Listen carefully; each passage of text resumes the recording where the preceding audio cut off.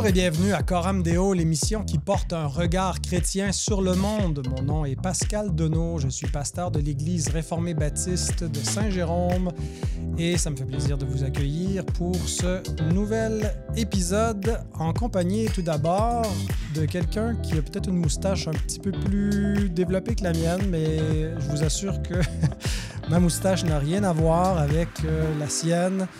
Bonjour Yannick Etier. Bonjour, content de te retrouver Pascal. Ça fait plaisir également. Et notre deuxième invité, c'est le pasteur Jimmy Pereira de l'Église de Portail. Bonjour Jimmy. Bonjour. Merci de nous rejoindre pour cet épisode. Je n'ai pas dit, Yannick, que tu étais pasteur à l'Église de l'Espoir de Longueuil, mais voilà, c'est fait.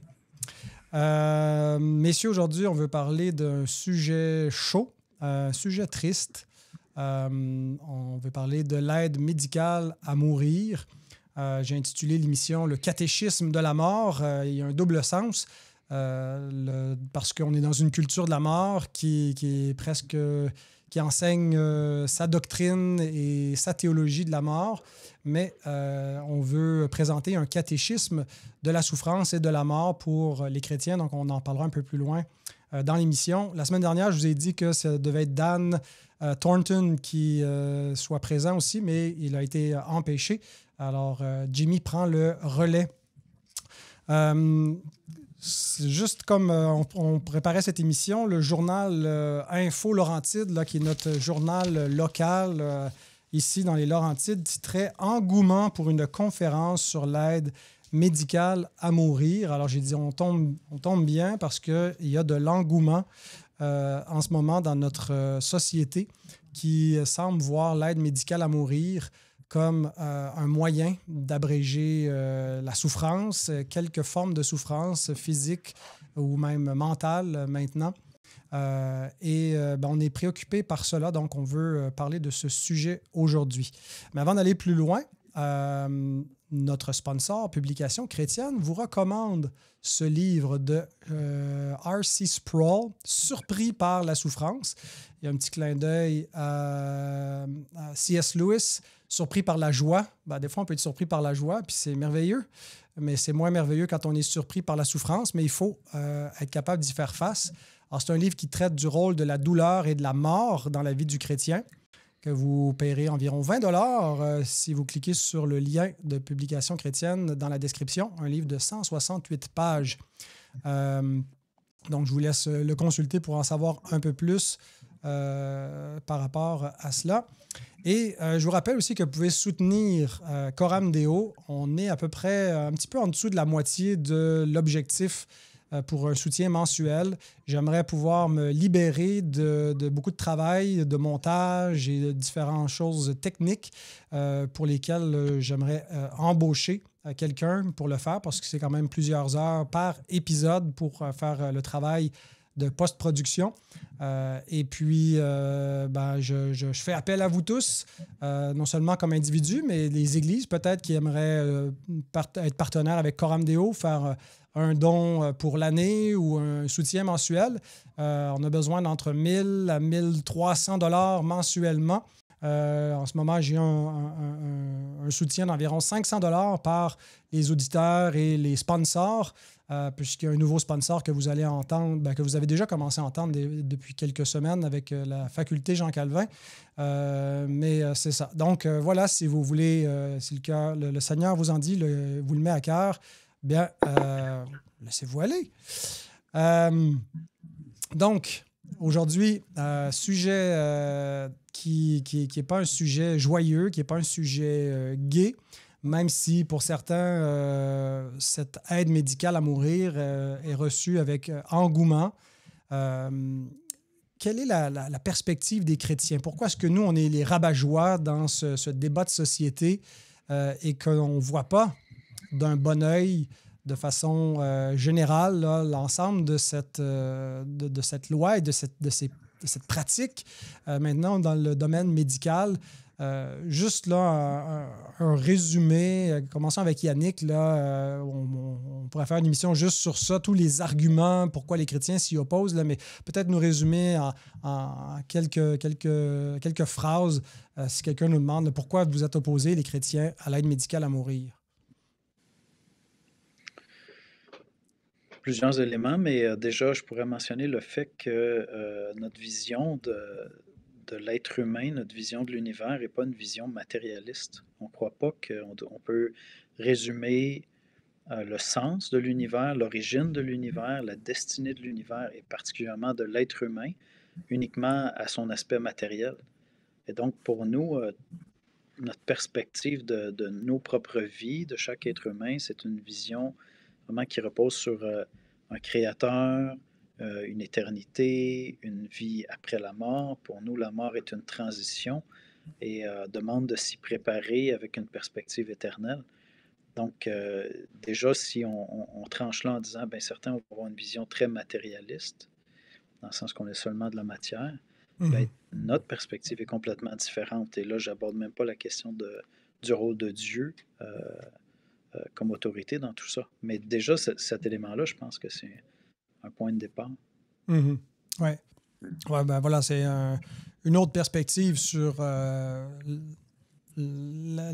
vie et l'existence fondamentalement. Jimmy, d'autres éléments? Pourquoi on est en défaveur de cette approche? Je pense que toute la notion de créer à l'image et la ressemblance de Dieu, c'est un élément qui est extrêmement important dans la conception du corps. Puis pour les chrétiens, porter atteinte à son propre corps, dans le cas de l'aide médicale à mourir, mais c'est une atteinte à l'image de Dieu. Déjà dans cette optique-là, c'est pour ça que les chrétiens en général sont contre globalement la violence contre l'humain ou ce genre de trucs-là. Et l'aide médicale à mourir, c'est une violence envers soi-même. C'est demander, dans le fond, de mettre fin à sa vie, alors que, premièrement, on est créé à l'image de Dieu, je l'ai dit tout à l'heure, mais aussi, il y a cette notion de la souveraineté de Dieu. On croit que Dieu est souverain. Et s'il est réellement souverain, ben, c'est à lui de décider du temps de ma naissance comme du temps de ma mort. Donc, en prenant ou en étant pour l'aide médicale à mourir, on s'enfonce un petit peu plus dans tout cet aspect de la rébellion où on veut prendre la place de Dieu. On veut décider nous-mêmes, finalement. On veut prendre le contrôle de notre propre mort, alors que de toute l'histoire de l'humanité, la mort est toujours arrivée comme un peu une surprise, hein, dans le sens où les gens... Et là, on a cette nouvelle façon de faire, cette nouvelle vision un peu culturelle de dire, ben, si je souffre trop, je peux apporter une fin à ma vie. Donc pour moi, c'est deux concepts qui s'opposent dans le sens où, premièrement, créer à l'image de Dieu ne peut pas apporter atteinte à l'image en tant que telle, et la souveraineté de Dieu aussi. C'est les deux éléments majeurs pourquoi je pense que les chrétiens sont contre l'aide médicale à mourir. Oui. Ben voilà, ça fait partie de la vision de l'homme moderne, son autonomie.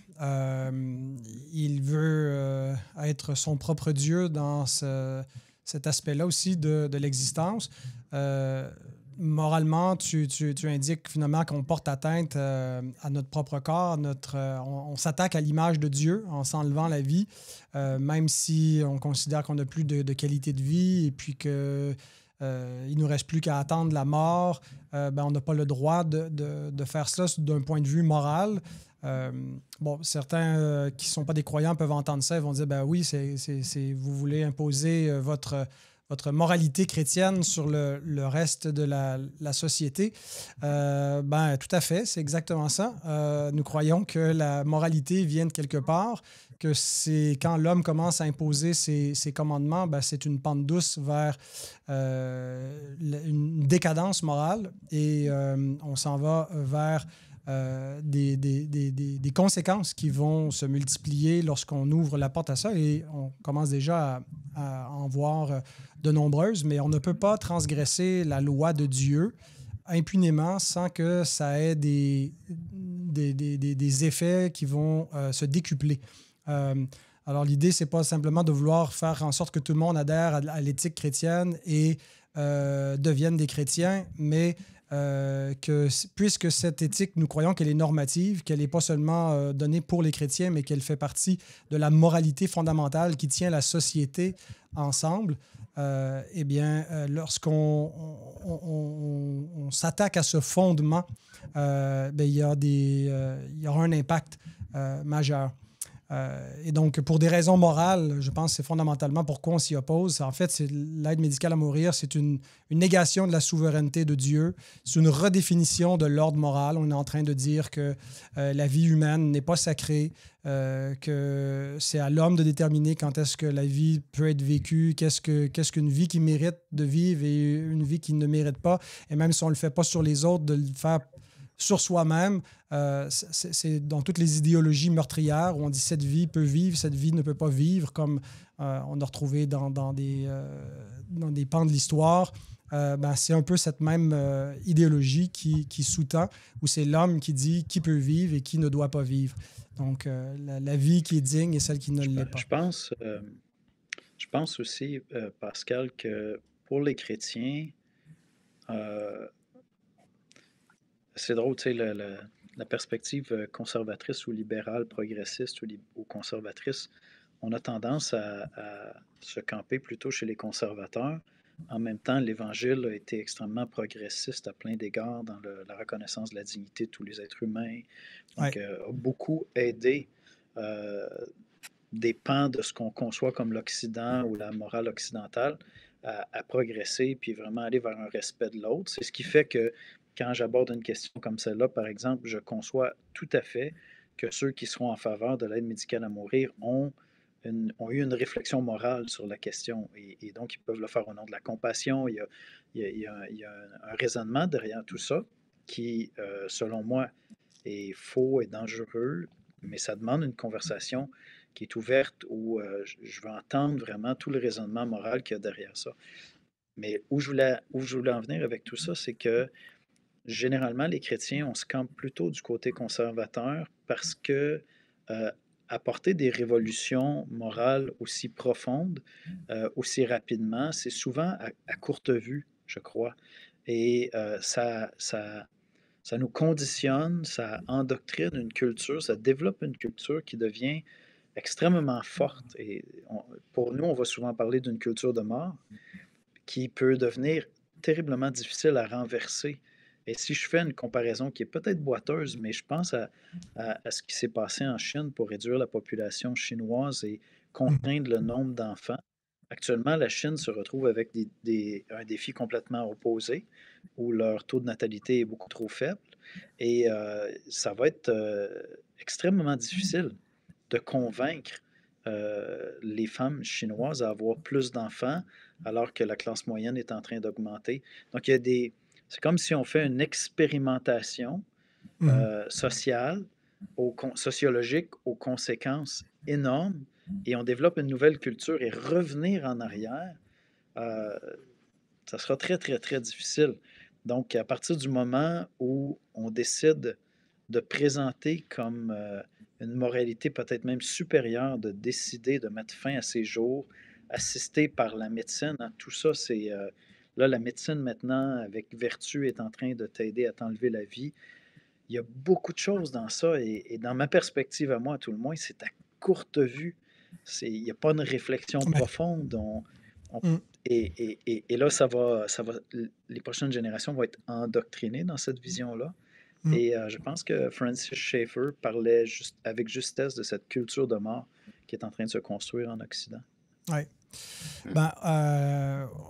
On pose en fait des principes moraux, des observations sur le plan un peu théorique, mais bon, cette législation, elle est plus juste théorique, elle est en marche. Les gens, beaucoup de gens l'adoptent dans la société, le voient comme un progrès, une bonne chose. Maintenant, comme pasteur, qu'est-ce qu'on fait avec ça concrètement? Quel genre d'approche pastorale on doit préconiser. Et j'aimerais, Jimmy, si tu veux nous raconter, tu nous as raconté à Yannick et moi une histoire, un témoignage que j'ai trouvé très puissant et j'aimerais ça que tu le racontes, qui illustre justement quel genre d'approche on devrait avoir comme chrétien, là, au-delà de la théorie, mais quand on veut accompagner des gens qui sont dans un processus vers la mort. Oui, bien sûr. Moi, justement, dans notre église, il y a une dame assez âgée qui s'est jointe à notre église. Elle n'était pas croyante en tant que telle, puis avec la démarche, elle est devenue croyante, on l'a baptisée. Et quelques mois plus tard, elle est diagnostiquée avec une masse importante cancéreuse, tout ça. Elle se rend à l'hôpital et puis c'est clair que la mort va être la prochaine étape pour elle. Puis, tranquillement, il y a de la souffrance, tout ça, et tranquillement, l'aide médicale à mourir lui est proposée. C'est quelque chose qui lui est apporté comme une solution, comme une étape parmi d'autres. Puis, naturellement, moi, puis l'équipe pastorale en général, on a discuté avec la dame, on l'a accueillie, toujours avec la compassion, parce qu'il faut comprendre qu'il y a aussi la souffrance qui est présente, il y a l'inconfort qui est là aussi dans tout ce processus-là. Donc, c'est avec beaucoup de compassion qu'il faut le faire. Puis, on a conseillé la dame et tout ça, on a parlé des Écritures, on a parlé justement de la valeur de l'être humain, de créer à l'image de Dieu, de la souveraineté, tout ça.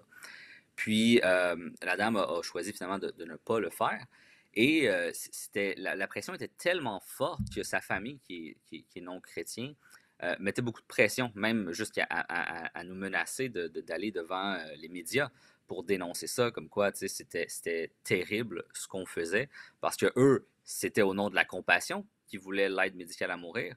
Et nous, c'était justement aussi au nom de la compassion qu'on disait, c'est pas la bonne option. Deux chocs de deux visions différentes de cette compassion-là. La dame, naturellement, elle a décidé de ne pas prendre l'aide médicale à mourir. Et Dieu étant Dieu, a intervenu de façon assez miraculeuse parce que la masse s'est réduite. Puis la dame a pu sortir. Elle a pu sortir alors qu'elle était aux soins palliatifs avec pratiquement l'épée de Damoclès en haut de sa tête, comme juste, tu vas mourir, on ne sait pas dans combien de temps. Et là, elle est sortie, elle est revenue à l'église et c'est un témoignage puissant parce que il y avait d'un côté une très forte pression sociale et familiale, comme, par la compassion, tu devrais mettre fin à tes souffrances et à ton inconfort. Et il y avait de l'autre côté le poids biblique qui était présent, qui a amené la personne à dire c'est peut-être pas la meilleure des options. Et lorsqu'on fait confiance à Dieu, on a pu voir dans le cas de cette dame-là, c'est pas un rétablissement complet. Naturellement, la mort va quand même être une avenue éventuelle, mais pour l'instant, elle est bien. La masse a beaucoup réduit, puis elle est retournée dans l'Assemblée, puis elle loue Dieu pour ça. Ça me fait penser souvent à ces histoires qu'on entend sur l'autre élément de ce qu'on appelle la culture de la mort, là, qui est aux deux bouts de la vie, la naissance et la fin de la vie. Avec l'avortement, souvent des cas où on encourage fortement la mère à se faire avorter parce qu'on dit votre enfant a tel problème ou la grossesse. Et puis, finalement, quand la mère décide de ne pas le faire, et dans souvent des cas, les choses se placent, l'enfant naît comme il faut. Et puis, et donc, on est souvent rapide pour mettre cette option-là parce que on est dans un monde qui ne veut pas souffrir et qui considère que l'acte d'empathie, de compassion à faire, c'est de tuer la souffrance, et littéralement. Et on est vraiment devant deux concepts antagonistes de c'est quoi la compassion. Dans un point de vue chrétien, c'est pas qu'il n'y aura pas de croix, qu'il n'y aura pas de souffrance, mais on va soutenir une personne qui doit passer par la mort. On ne va pas l'abandonner là. Mais dans une société de plus en plus individualiste qui parque ses vieux dans des centres où la famille s'implique de moins en moins, où c'est le gouvernement qui devient le filet social, qui devient la famille. Puis gloire à Dieu là, pour tout le personnel médical qui peut assister, qui peut... Mais on peut comprendre que les gens qui vieillissent seuls n'ont pas nécessairement envie de vivre et envie de vivre vieux et malades. Et à un moment donné, ça devient un fardeau.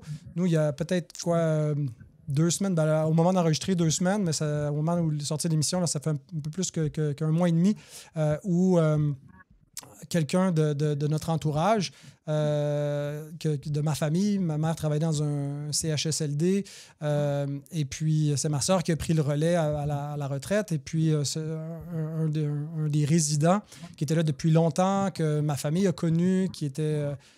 paraplégique, a demandé l'aide médicale à mourir. Il n'y avait pas plus de souffrance, mais on a découvert, en l'accompagnant, qu'il y avait un peu de pression de la famille derrière, des sœurs en particulier, qu'on n'avait jamais vues au centre, ou presque, qui s'occupaient plus ou moins, qui sont venues là, lors de la journée fatidique. Donc, et les membres du personnel disaient, on ne savait même pas qu'il y avait des sœurs. Et puis, ce qu'on a compris, c'est ça, c'est qu'il lui disait, tu n'as plus beaucoup de qualité de vie,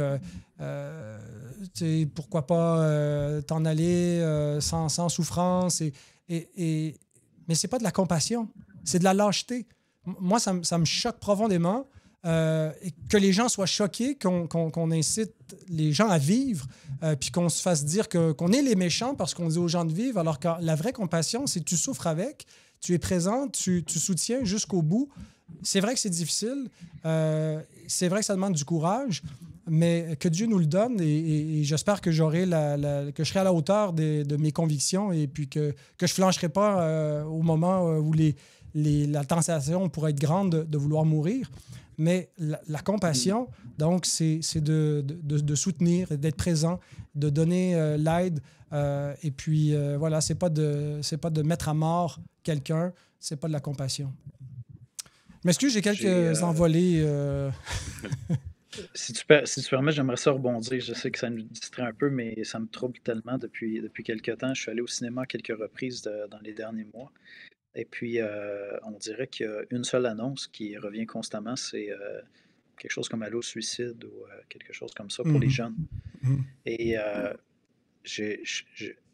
j'assiste à ces annonces-là, je suis profondément troublé parce que je me dis, OK, on a un message qui dit aux jeunes, attends, si tu as des pensées suicidaires, appelle, il y a des ressources, on va t'aider, il faut vivre. Mais d'un autre côté, on nous communique que, écoute, si tu ne peux pas donner un bon contexte de vie à ton enfant, il vaut mieux te faire avorter. Et puis, si la vie devient trop difficile, il vaut mieux demander l'aide médicale à mourir. Ça va devenir très, très, très difficile de convaincre les gens de vivre lorsqu'on les encourage tellement à mourir. Et tout ça, ça devient extrêmement confus. C'est des phénomènes d'influence de groupe. C'est tout ça en même temps. On le voit, là, il y a des remises en question. Même Radio-Canada a été attaqué sévèrement sur des articles qui sont sortis concernant est-ce que la société se remet un peu en question sur la rapidité à laquelle ils vont prescrire, par exemple. On a perdu ton audio, Yannick. Ça va, vous me recevez? Oui, on te reçoit. Tu peux continuer. OK, parfait. Et donc, on voit qu'il y a un phénomène social, puis là, on remet un peu en question. Et c'est là que je m'en allais tout à l'heure en disant, on développe une culture qui va être tellement difficile à revenir en arrière. Tu vois, lorsqu'on donne tous ces messages-là confus aux jeunes qui sont dans des moments de fragilité, grand-papa, grand-maman, papa, maman devraient peut-être penser à quitter, à demander l'aide médicale à mourir. On aurait pu avoir des petits frères, des petites sœurs, mais bon, ça n'aurait pas été le bon contexte, donc on a décidé de se faire avorter. Mais toi, tu dois vivre. Trouve la force de vivre. C'est difficile d'avoir le courage de vivre. Le courage de vivre, c'est du courage parce que la vie est difficile. Et alors, quel signal on envoie, quel message on donne? C'est ça. Ouais. Si je peux me permettre juste de surfer rapidement sur ce que tu viens de dire, Yannick, c'est que le reflet de la culture très axée sur la production se reflète jusqu'à dans cette culture de mort-là. Pourquoi on ne veut pas que les jeunes, puis on dit aux jeunes, non, il faut que tu vives, mais c'est parce qu'ils sont encore productifs. Mais lorsqu'on regarde les gens qui sont avec des difficultés, par exemple nos personnes âgées, où ils sont plus productifs, donc, ben, vaudrait mieux peut-être que tu partes. Et il y a toute cette culture sous-jacente qui est présente, puis moi qui me trouble énormément, parce qu'on est dans la pure pensée utilitaire. Si tu es utile pour la société, tu mérites de vivre. Et si tu n'es plus utile parce que tu es quadraplégique, parce que tu as un cancer, parce que tu es une personne âgée, parce que là, bientôt tu as une maladie mentale, ben, tu n'es plus utile pour la société, donc peut-être vaudrait mieux que tu partes. Et ça me trouble profondément parce qu'on est en train de créer justement une culture qui va être exactement comme tu dis, extrêmement difficile à reculer. Et ça l'envoie un message. Ça l'envoie un message profond à notre jeunesse. Sois utile au péril de ce que tu sois plus. Si tu n'es plus utile, ben, on n'aura plus besoin de toi. Et ça devient une culture extrêmement difficile à vivre, extrêmement difficile pour notre jeunesse aussi à comprendre. Alors que, tu l'as dit très bien, la vie, c'est difficile. La vie, c'est souffrant. Et c'est inconfortable à plusieurs égards. Il y a plein de moments de joie profonde, où tu dis « wow, la vie est belle », mais il y a aussi plein de moments de vallée et de tempête où tu te dis « wow, l'horizon est sombre, ça se passe pas comme je voudrais ». Et la différence entre la culture chrétienne et la culture de ce monde, c'est qu'on a un espoir. On regarde au-delà de la vallée, au-delà de la tempête, et on voit Christ. Puis c'est vers ça qu'on avance. Dans une culture où Christ est enlevé, bien, il y a juste les ténèbres, il y a juste la tempête, il y a juste la vallée. À quoi bon persévérer? Et c'est là que je crois qu'on a un message d'espoir à apporter à cette culture-là, qui est à l'opposition. C'est notre vision de la compassion, est une compassion qui est réelle parce que bien, on marche. On marche avec toi dans l'inconfort, on marche avec toi dans la souffrance, on va t'accompagner. Parce que pour tous ceux qui ont déjà accompagné des gens à l'hôpital, vous savez que c'est pas confortable. Je veux dire, on aimerait mieux ne pas être là. L'hôpital, c'est pas l'endroit le plus fun au monde, mais on y va par compassion, parce qu'on aime les gens, puis parce qu'on sait que Dieu nous demande de les accompagner aussi, en étant main dans la main avec eux, la main sur l'épaule, à prier pour eux, les accompagner, et faire persévérer ce regard-là vers Jésus-Christ. Alors que ben, notre culture d'aujourd'hui a complètement effacé Jésus de toute cette équation-là, et on est dans une culture de mort. Permettez-moi de prendre un instant pour souligner l'importance cruciale de la formation théologique. Je suis très heureux de collaborer avec la faculté Jean Calvin d'Aix-en-Provence. C'est un établissement reconnu pour son enseignement biblique et théologique de très grande qualité. La faculté Jean Calvin offre une formation pour préparer de futurs pasteurs, mais aussi divers serviteurs en les équipant pour répondre à l'appel de Dieu sur leur vie. Que vous envisagiez le pastorat ou souhaitiez simplement approfondir votre compréhension de la Bible, de la théologie, des langues bibliques et de l'histoire du peuple de Dieu, je vous recommande vivement les programmes de la faculté Jean Calvin.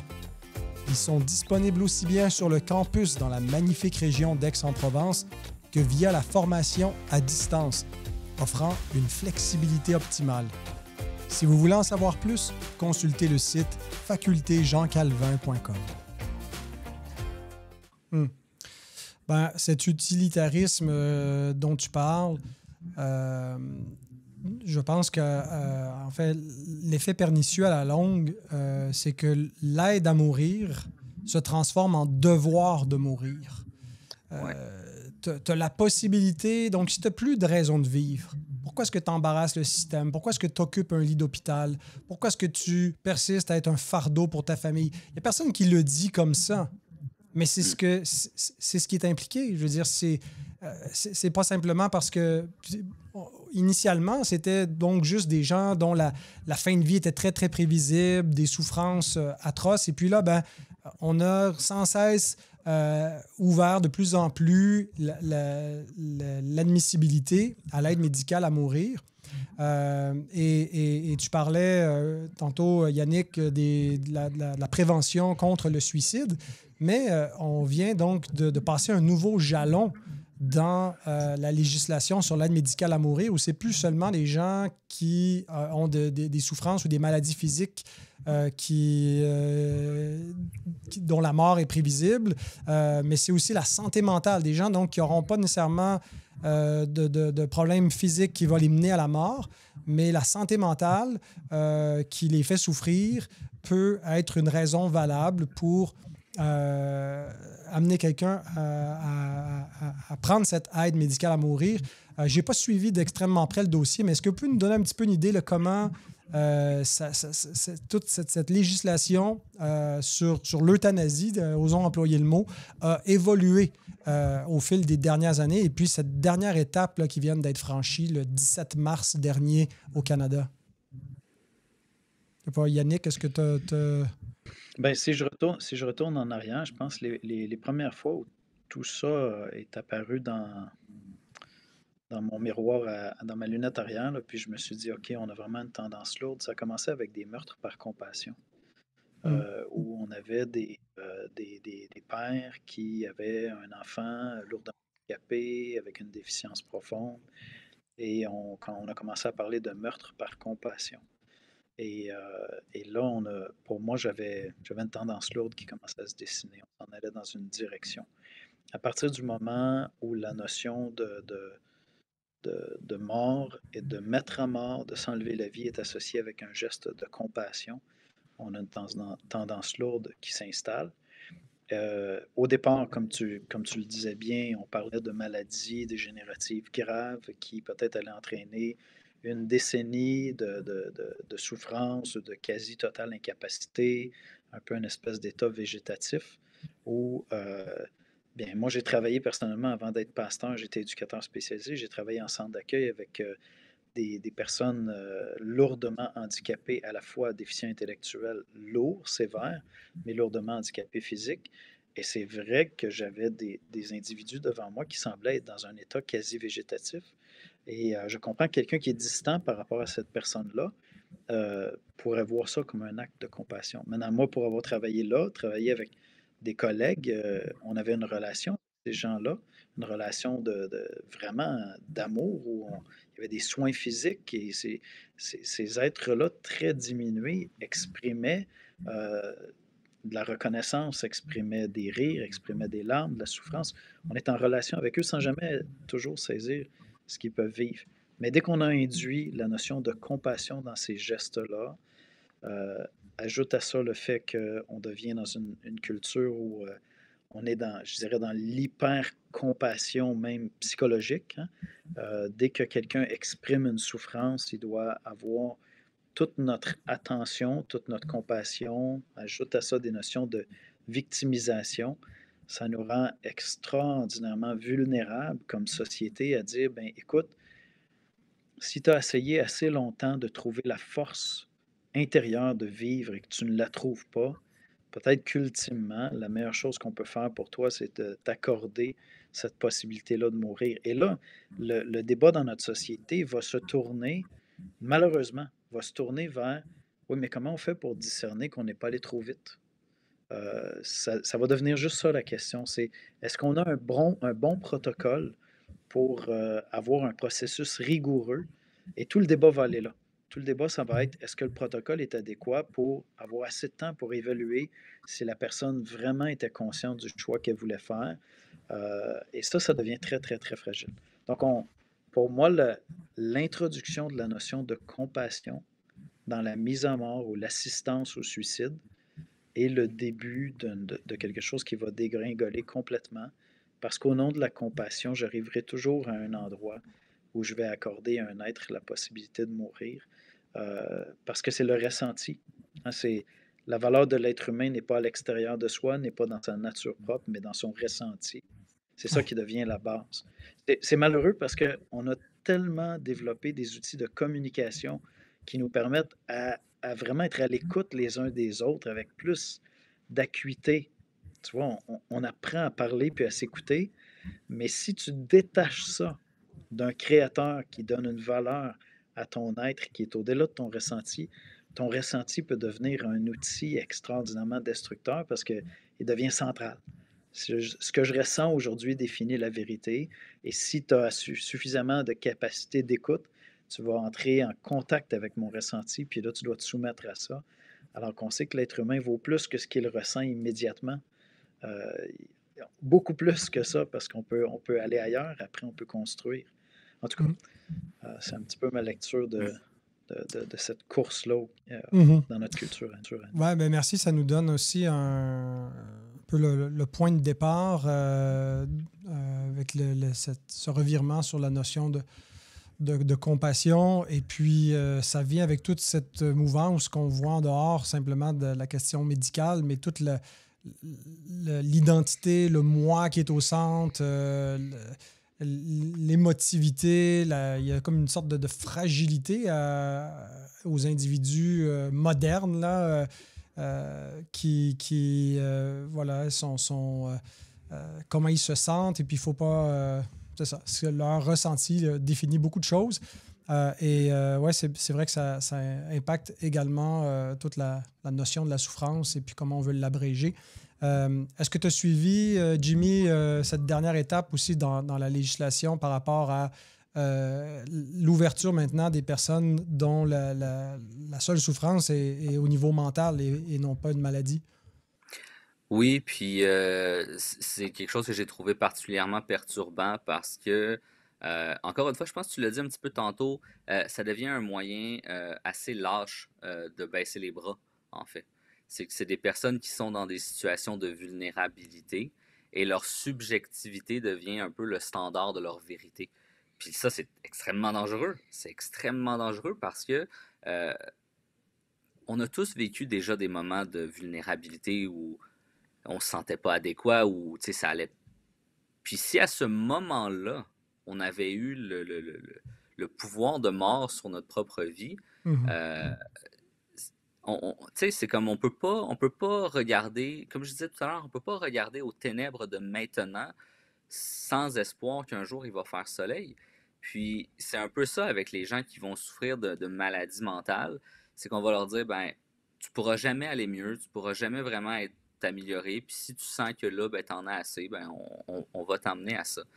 Puis ça s'applique à plusieurs trucs. Ça s'applique, Yannick, avant l'émission, nous parlait d'un cas, peut-être tu pourras donner plus de détails, sur une personne qui est autiste et qui a demandé l'aide médicale à mourir.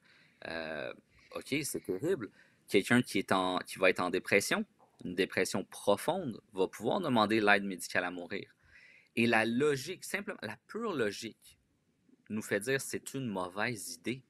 La personne, elle n'est pas dans un état pour voir le meilleur. Fait que ça fait aucun sens. Dans ma tête, ça fait aucun sens.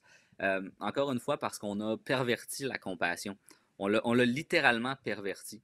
La compassion, c'est pas de baisser les bras puis de donner à la personne ce qu'elle veut. La compassion, c'est de l'aider à surmonter l'épreuve actuelle. Puis moi, c'est un peu le défi. Puis en même temps, on ne sera jamais à l'abri, avec la nouvelle législation, on ne sera jamais à l'abri de l'influence familiale, des pressions de la famille, de toutes sortes. Et même, on ne pourra jamais avoir, peu importe le protocole, un protocole demeure un protocole. On n'aura jamais un protocole assez solide pour s'assurer que 100% c'est le choix éclairé de la personne et seulement la personne. Il y a toujours des influences, il y a toujours des pressions, qu'elles viennent de gauche ou de droite. Pour moi, c'est une ouverture à une culture de mort qui baisse les bras sur des gens qui sont en situation de vulnérabilité. Oui, ben c'est ça. Il y avait des lanceurs d'alerte depuis le début quand on a commencé à ouvrir le débat en disant que ça allait être un slippery slope. Et puis ils disaient, mais non, on va mettre des barrières, puis on ne franchira pas telle ligne. Mais bon, on est rendu, on a tous franchi les jalons qu'on disait qu'on ne franchirait pas. En fait, on sent pratiquement qu'il y avait un agenda caché, qui n'était peut-être pas si caché que ça, mais que c'était l'objectif de se rendre jusque-là. Maintenant, bon, on ne veut pas juste faire nos critiques de la culture, mais on est appelé à jouer un rôle dans le monde, à être la lumière du monde, le sel de la terre. Comment vous voyez un peu notre rôle comme chrétien dans ce qu'on a appelé la culture de la mort? Je peux y aller. Mais je pense que notre rôle en tant que chrétien, c'est, je pense, le plus important, la première, c'est de vivre à la hauteur de ce qu'on prêche. Euh, dans le sens où il faut être en mesure de joindre l'action. Je sais que c'est pas toujours agréable d'accompagner des gens dans la souffrance, c'est drainant, c'est difficile émotionnellement et tout ça, mais il faut le faire. Je pense qu'en tant que chrétien, puis t'es pas obligé d'être un pasteur pour ça, là, mais d'accompagner les gens qui sont autour de nous dans nos églises, leur redonner aussi cette dignité-là. C'est pas parce que tu es en dépression que tu as perdu ta dignité, puis tu as perdu ta valeur, puis de marcher avec ces gens-là. Je crois que ça, c'est la première grande étape de tout chrétien. C'est d'aller à la marche et accompagner. Naturellement, je pense que l'enseignement. Enseigner ce que la Bible nous dit sur le sujet, c'est capital parce que Dieu a quelque chose à dire là-dessus. Il a son opinion. Puis c'est vraiment important d'en parler parce que je pense que pendant longtemps, il y avait un peu cette séparation-là, qui est ben, la culture dit ça, mais nous, dans l'Église, on le sait que c'est pas correct, mais on n'a pas, on va pas plus loin que ça, de juste dire non. Il faut aussi expliquer pourquoi, puis la beauté de la valeur humaine. Il faut mettre ça de l'avant, il faut en parler plus, cette beauté-là de la valeur de l'humain dans son intégrité. Je pense que c'est les premières étapes. Amen. Yannick, quelque chose à ajouter? Oui, ben, je pense qu'il faut amener cette perspective que l'être humain est éternel, que notre âme est éternelle, qu'on a une dimension Amen. spirituelle et qu'en fait, pour nous, mourir, c'est se préparer à vivre. Et donc, cette préparation-là, c'est pas la fin d'une vie, c'est le début d'une vie. Nous désirons que tous les êtres humains viennent avec nous dans la gloire de Dieu, dans la présence de Dieu, mais ton départ de cette terre est absolument déterminant sur ton éternité. Et donc, je pense il faut revenir à cette dimension-là. Je crois que intuitivement, la majorité des êtres humains croient encore qu'ils ont vraiment une dimension spirituelle, qu'il y a quelque chose de plus grand, qu'on n'est pas simplement animal, disons, que les questions, ne serait-ce que les questions éthiques qu'on se pose par rapport à l'environnement, par rapport à la guerre, par rapport à la violence, par rapport à la protection d'autrui, c'est des questions qui dépassent toute notion animale. Et donc, tout ça parle de notre spiritualité, parle de quelque chose de plus grand, de plus noble. Et donc, d'aller vers les gens puis dire, écoute, ta mort, c'est ta préparation à la vie après la mort. Et décider d'abdiquer à la vie trop tôt, alors que tu entres dans la plus grande partie de ta vie, qui est l'éternité, est-ce que ça vaut pas le coup de prendre le temps de lire la Bible, de connaître Jésus-Christ, de connaître Dieu, alors que la plus grande partie de ta vie est de l'autre côté? C'est un grand gamble que tu fais de dire, j'en ai assez de cette vie, je vais l'écourter de quelques jours, de quelques mois, de quelques semaines, de quelques années, et je me lance en croisant les doigts puis en me disant, non, moi, je me convainc qu'il n'y a rien après la mort. Et donc, tout sera fini, ou s'il y a quelque chose, de toute façon, ce sera mieux qu'ici.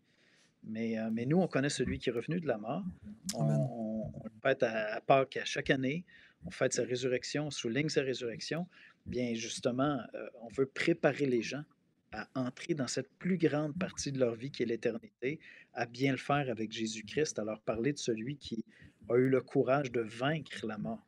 Donc, on a un message de vie absolument extraordinaire pour les préparer, puis dire, écoute, tu sais, je pense à cette dame dont tu nous as parlé, Jamie, le fait qu'elle a décidé de continuer à vivre alors qu'elle est une jeune chrétienne, on comprend bien, ce sont chaque jour qu'elle passe ici, l'équipe mieux à parler de Christ aux gens autour d'elle, à sa famille, à ceux qu'elle aurait quittés un peu trop tôt et à qui elle n'aurait pas pu parler davantage de Christ. C'est absolument glorieux.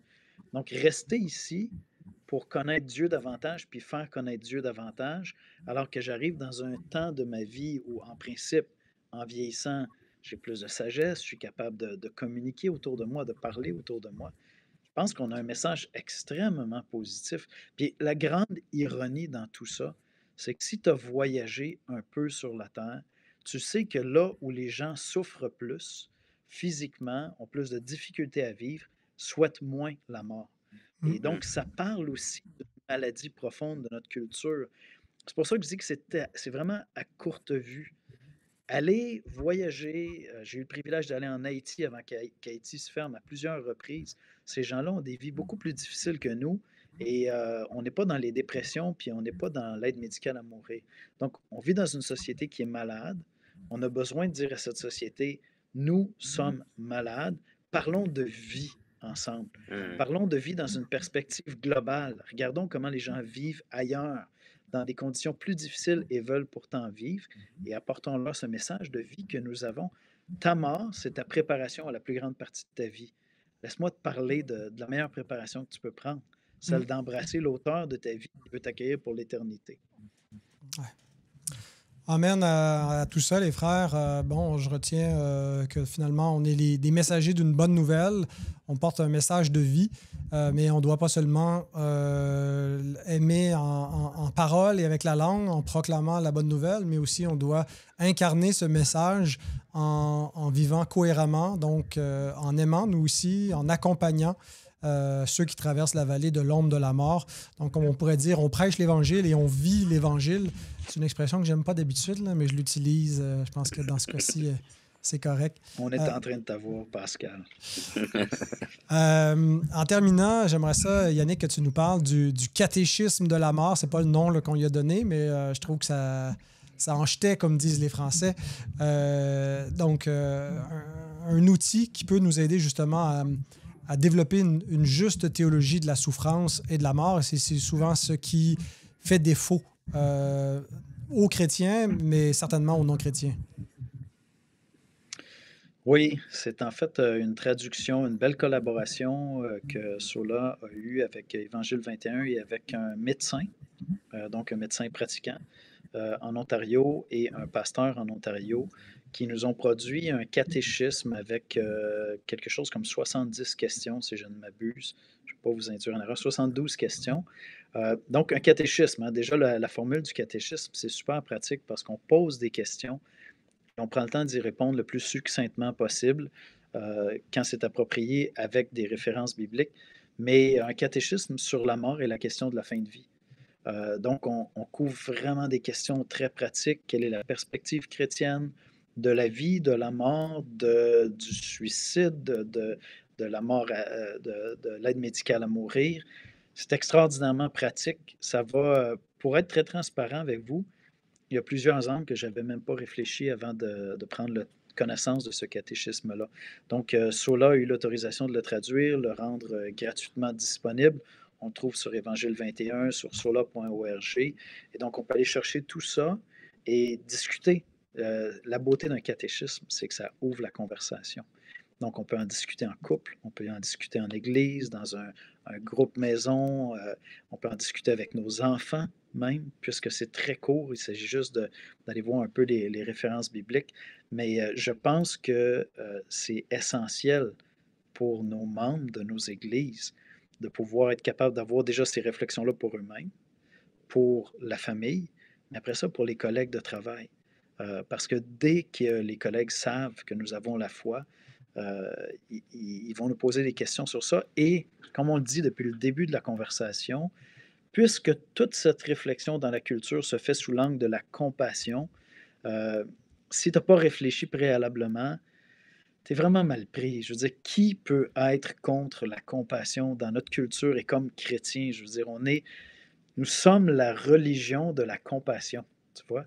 Et donc, je pense que bien des chrétiens vont se faire prendre au piège en se disant, ben oui, je veux aimer, je veux avoir compassion, je suis contre la souffrance, tout ça. Mais il y a beaucoup de méconnaissances.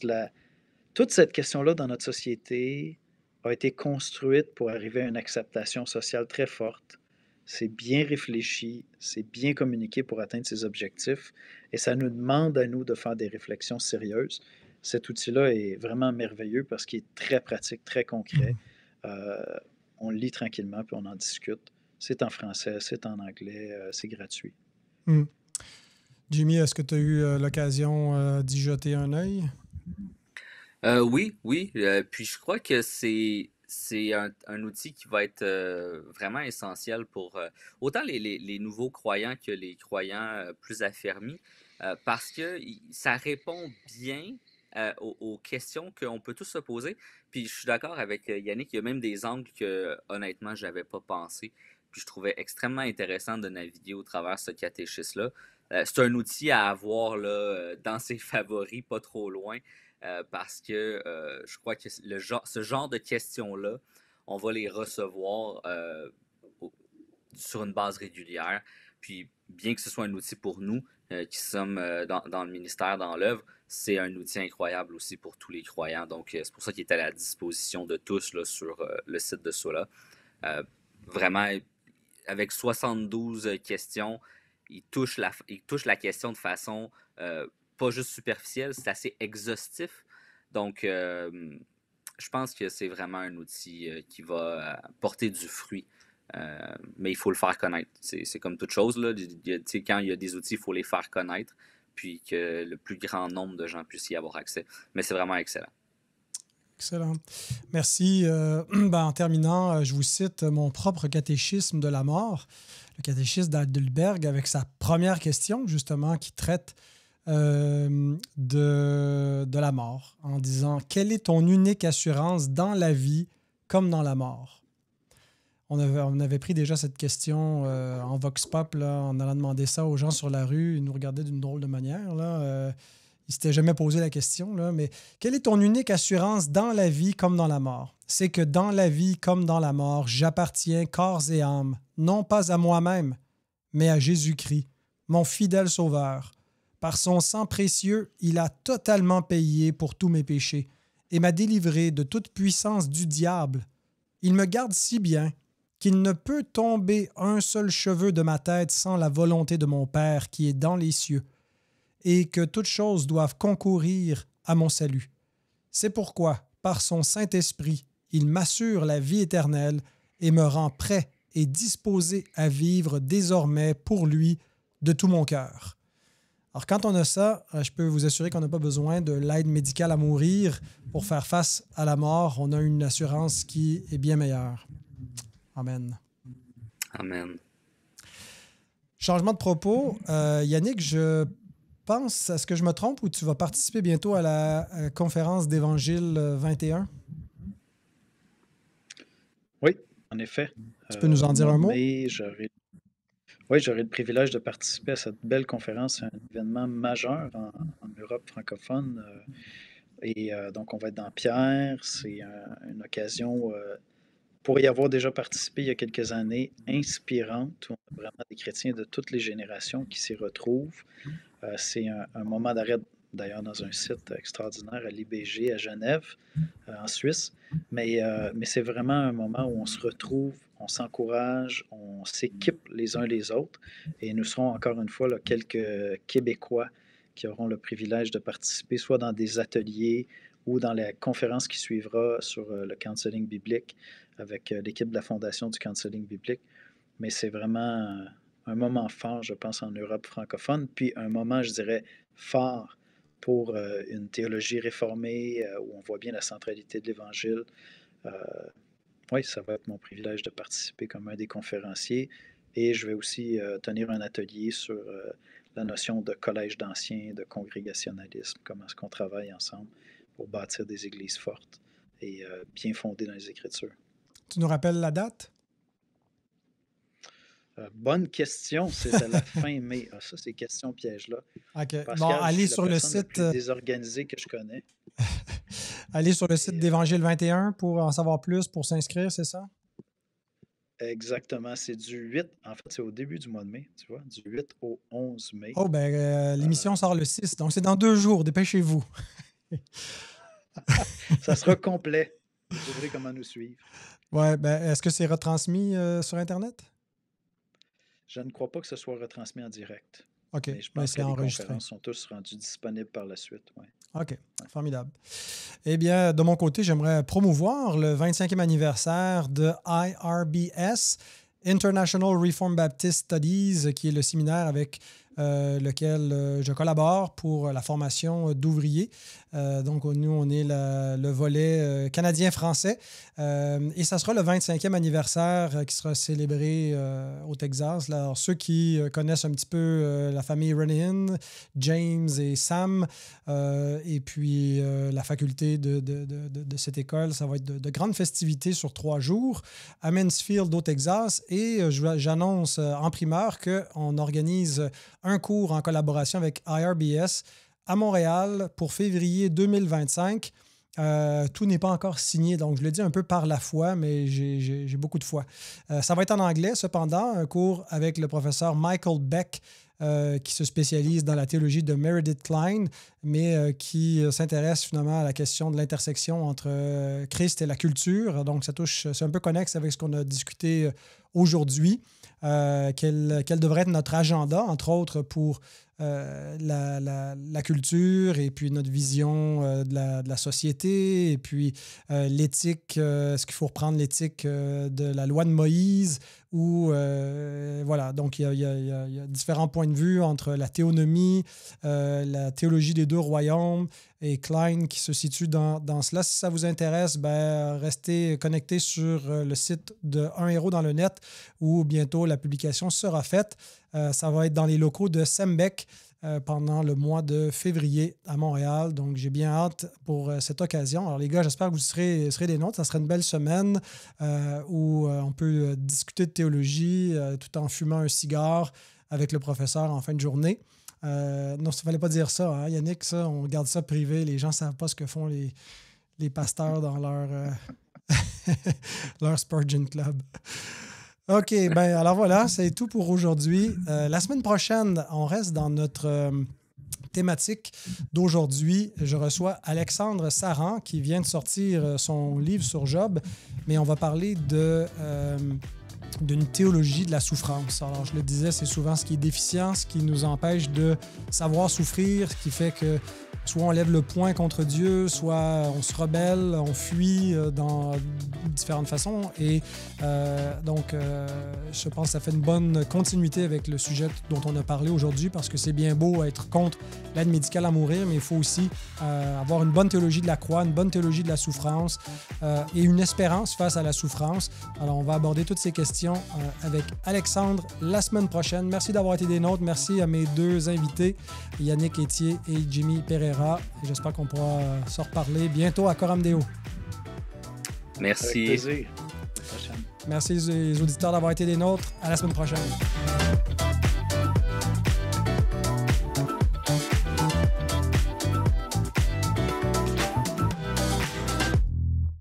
Question pour toi. Est-ce que c'est possible que j'inverse la perspective de ma caméra?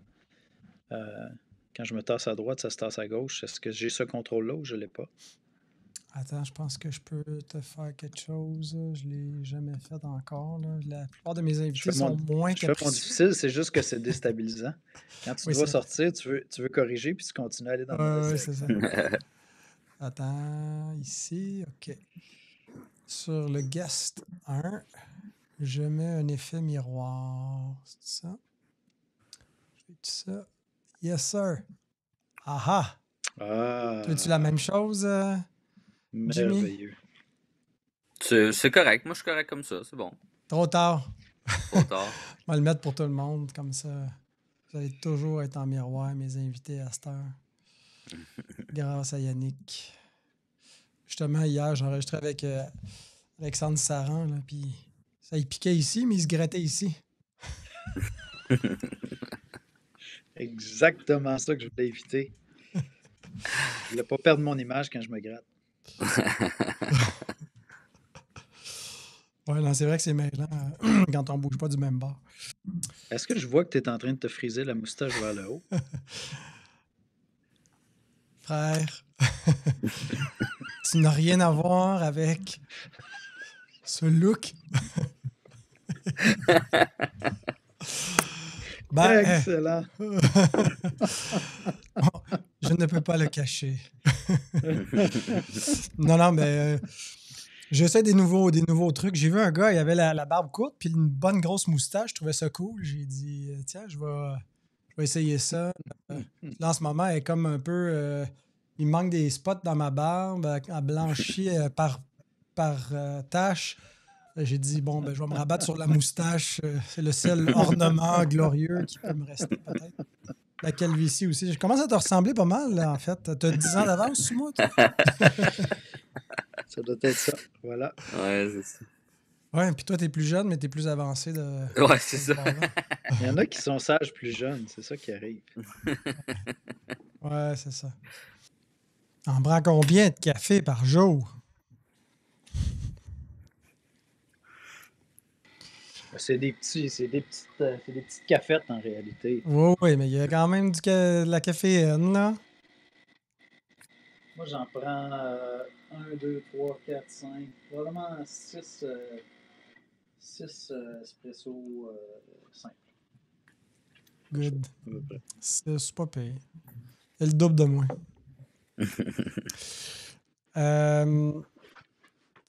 Jimmy, est-ce que je te présente juste comme du portail ou c'est une filière en particulier? Non, juste comme filière. pasteur du portail. Une filière en particulier. Mais bon. Est-ce que, Pascal, mes 2 fenêtres posent un problème? Est-ce que Ben là, ça serait mieux que je me recule un peu? On va penser que tu es dans une... Non, ça fait céleste, là, tu sais, pour parler de la mort, Ouais. là, c'est parfait.